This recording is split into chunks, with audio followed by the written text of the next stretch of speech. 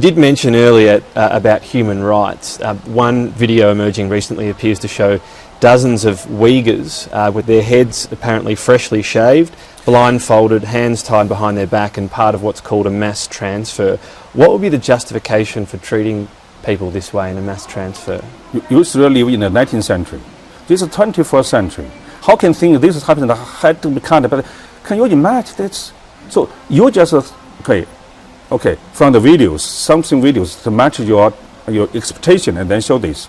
Okay, it's not my expectation. I'm just.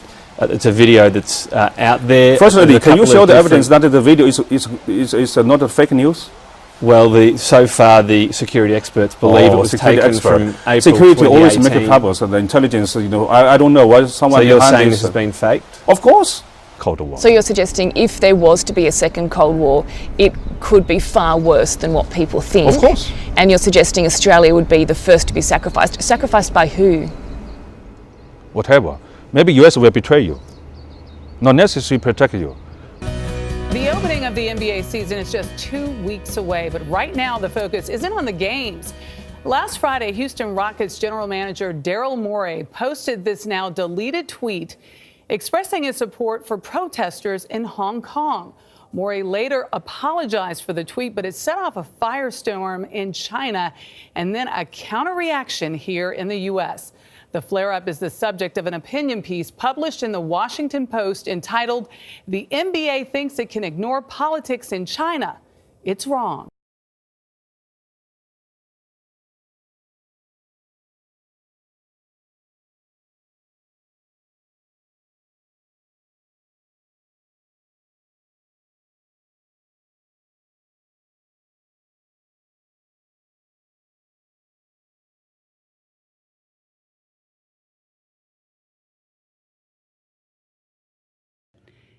Xi Jinping has created, Mr. Speaker, one of the worst human rights tragedies on the face of the earth.